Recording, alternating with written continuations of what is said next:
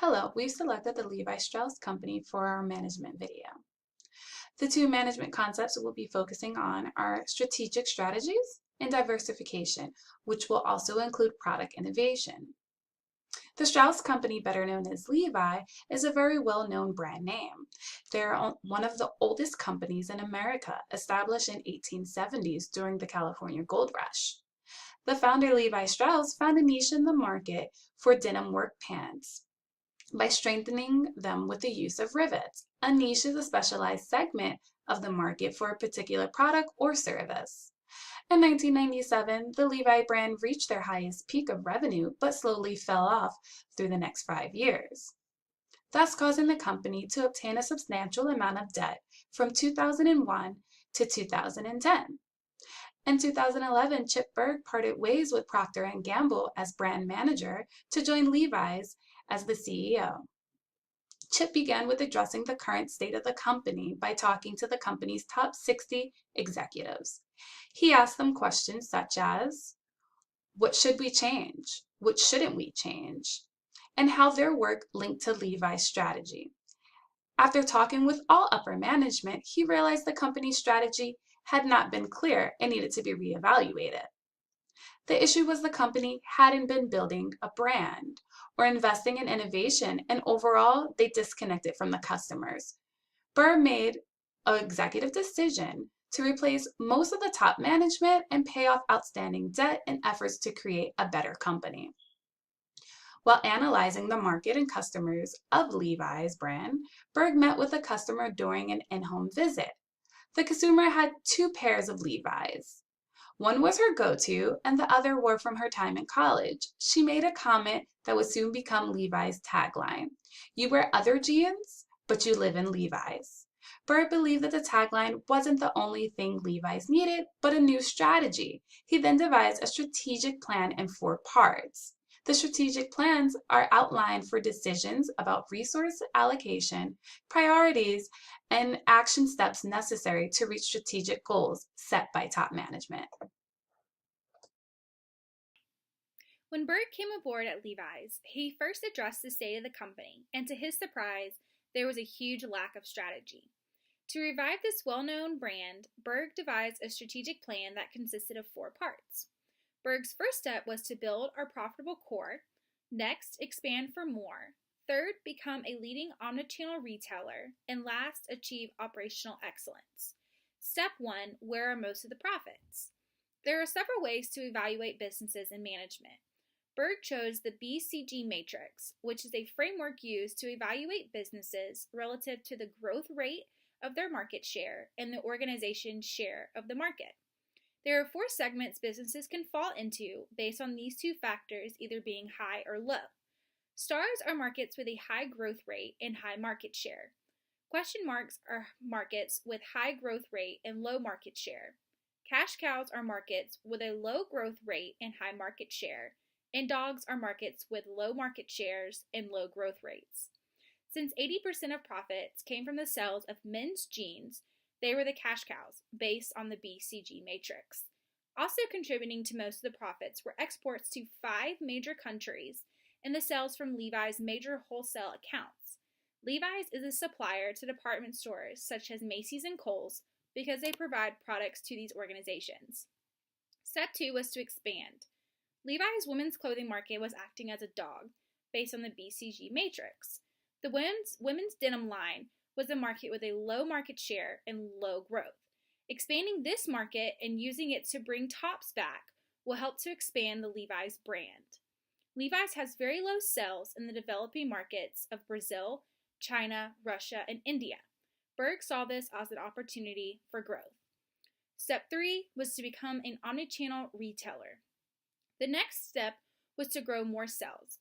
By utilizing their 2,700 Levi's stores and online selling platform, they can control the customer's experience.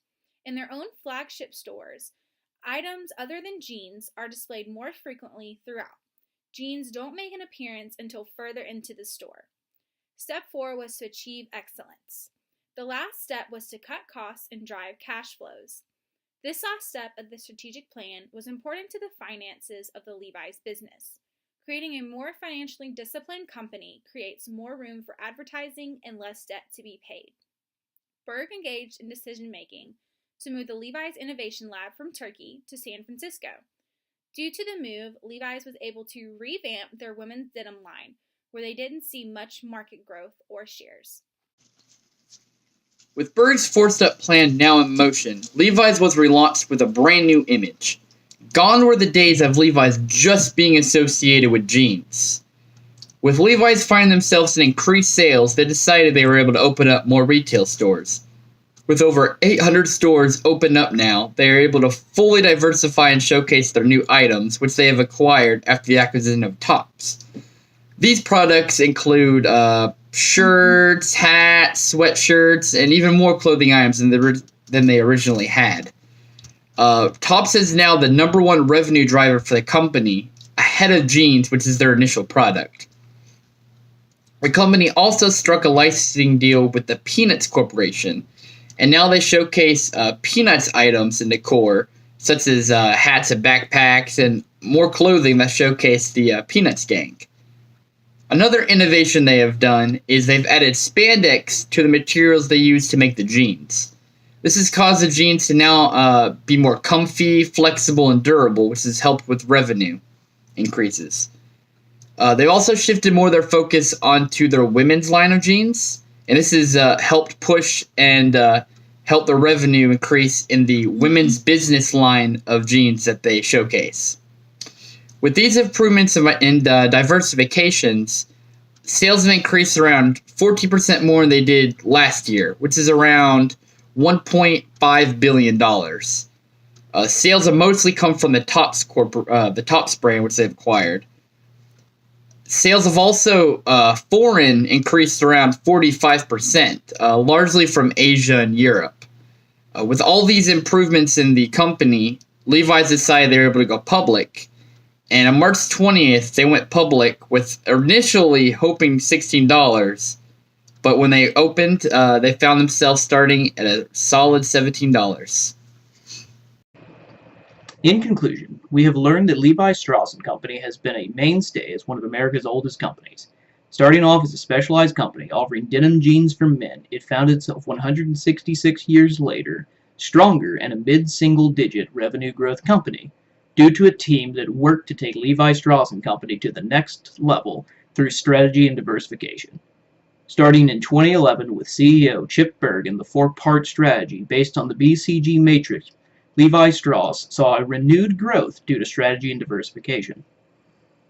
March 22nd of this year, as Levi went public for the second time, Levi's CFO, Harmit Singh, in an interview with Barron, talked about how important it was that Levi had formulated strategies to take it to the next step.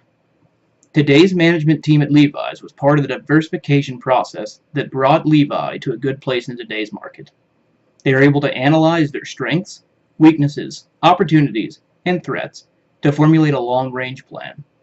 Over the past 6 years, Harmit shared how Levi was experiencing low single-digit growth due to sales that were focusing in the U.S., wholesale, and still driven by men's denim jeans. Today, Levi Strauss, through diversification, had a financial revenue of $5.6 billion. This is an increase from $4.8 billion in 2011, which represents a 2.3% compound annual growth rate. Levi has shown the importance of diversification, with Europe contributing to 29% and Asia, the Middle East, and Africa contributing 16% of their annual revenue. Along with relaunching their women's business line, adding 70 new stores in 2018, and projecting to add an additional 100 stores in 2019, they are seeing the benefits of these diversifications. Levi Strauss continues to look at related diversification, such as footwear, which is a market they have not penetrated heavily at this time. The Environmental Leader publication shared on April 22, 2019, that in a continued effort, Levi Strauss introduced their newest strategy, a sustainability drive to bring in any old, clean denim to one of their stores for a 20% saving, so that they can extend the life cycle through their authorized vintage line or their partnership with Bonded Logic to transform old denim into insulation for community buildings, or with their affiliation with Habitat for Humanity. Levi Jeans' slogan of "Quality never goes out of style" also represents their management, who over 166 years has shown that through continued strategy and diversification, a business can evolve and maximize their corporate performance with the changing times.